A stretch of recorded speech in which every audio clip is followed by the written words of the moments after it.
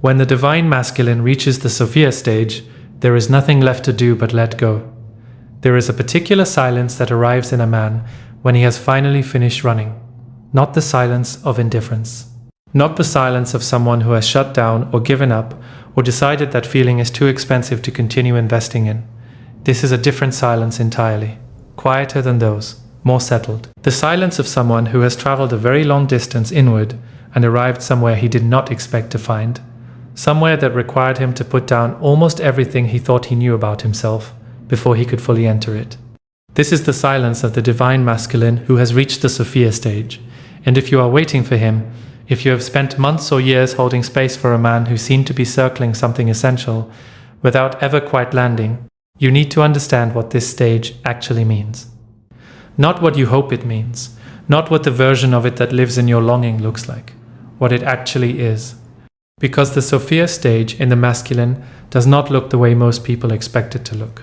And misreading it, responding to it from the wrong place, can cost both of you the very thing it was designed to make possible. To understand where he has arrived, you first have to understand where he has been. The masculine journey, in its psychological and spiritual dimensions, moves through recognizable territories. The early stages are defined by externality, by the drive to establish, to achieve, to prove. To build something visible enough and solid enough to stand as evidence that he exists, that he matters, that the space he takes up in the world is justified by what he has constructed within it. This is not shallow. It is necessary. It is the psyche doing exactly what it is designed to do in the early chapters of a man's life, building the infrastructure of identity through engagement with the outer world. But the outer world eventually stops being enough.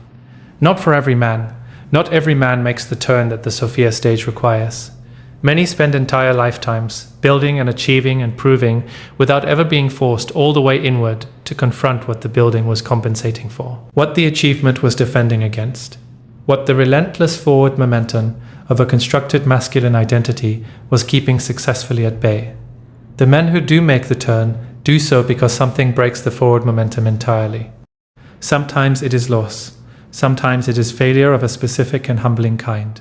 Sometimes it is the quiet but accumulating recognition that everything he built has not produced what he was building it to feel, that the life arranged exactly as it was supposed to be arranged is missing something he cannot name, that beneath the competence and the capability and the outward evidence of a life well managed, there is an interior landscape he has never fully entered, and that is beginning to insist on his attention in ways he can no longer redirect. This insistence is the beginning of the Sophia stage.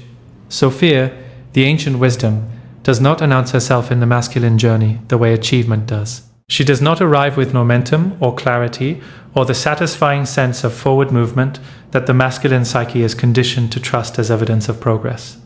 She arrives as a slowing, a deepening, a pulling downward and inward into territory that has no map because it cannot be navigated by the same tools that served him in the outer world.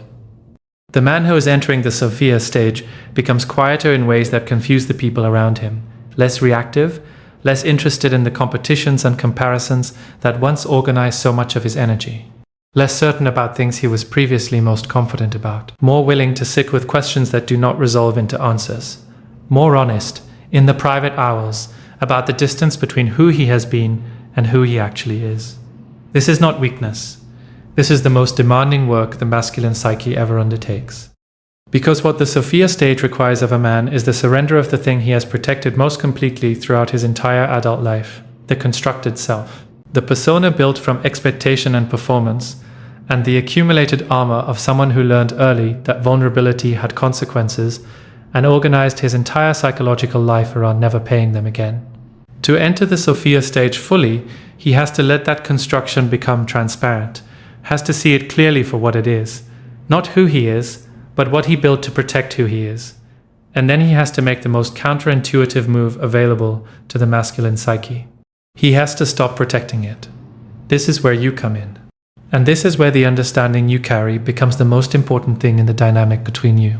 Because when the divine masculine reaches the Sophia stage, he becomes capable for the first time of something he was not capable of before. Genuine meeting.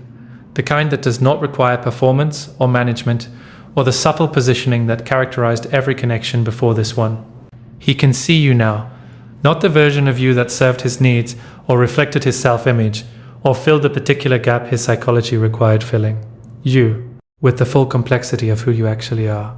But here is what that capacity costs him in the moment of its arrival. Everything he thought the relationship was supposed to look like. The Sophia stage dismantles the masculine blueprint for love. The one that said connection was something to be secured and then maintained through competence. That love was a territory to be claimed and held. That the right approach, executed well enough, would produce the outcome desired.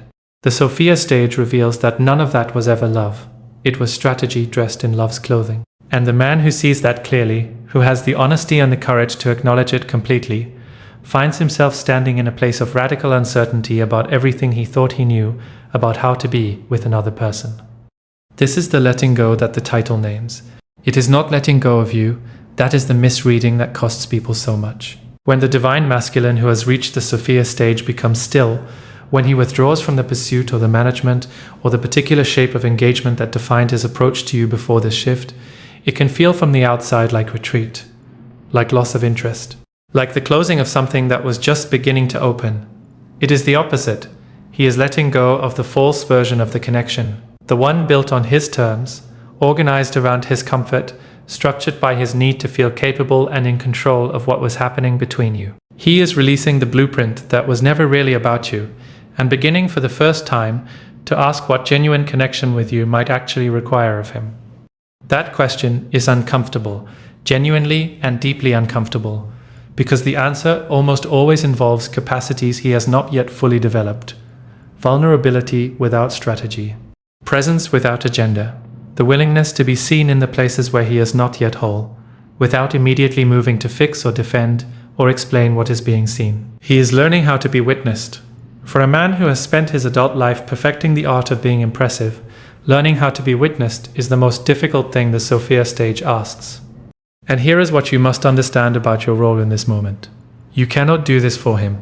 You cannot love him across the distance between where he is and where the Sophia stage is asking him to go. You cannot hold the vulnerability he has not yet found the courage to hold himself.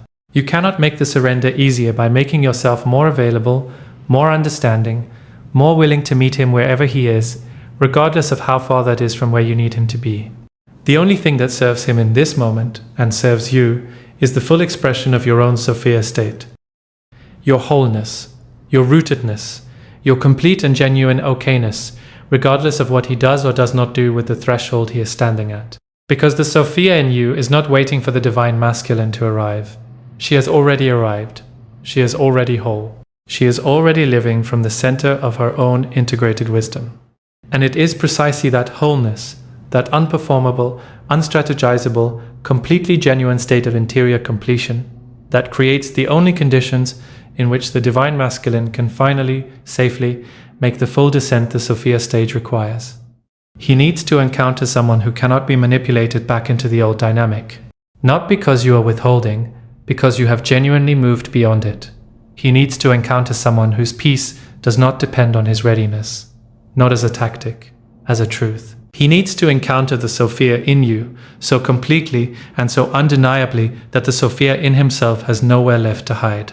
That is the meeting the universe has been preparing both of you for. Not the meeting of two people finding each other across a crowded room. The meeting of two souls who have each traveled all the way inward and discovered that the territory at the center of every human being is at its deepest point, the same territory. When he arrives there, and if he arrives there, the letting go will be complete. Not the letting go of you. The letting go of everything that was never really him. And in that release, something neither of you has ever fully experienced will finally become possible. Not love as you have known it. Love as it was always meant to be.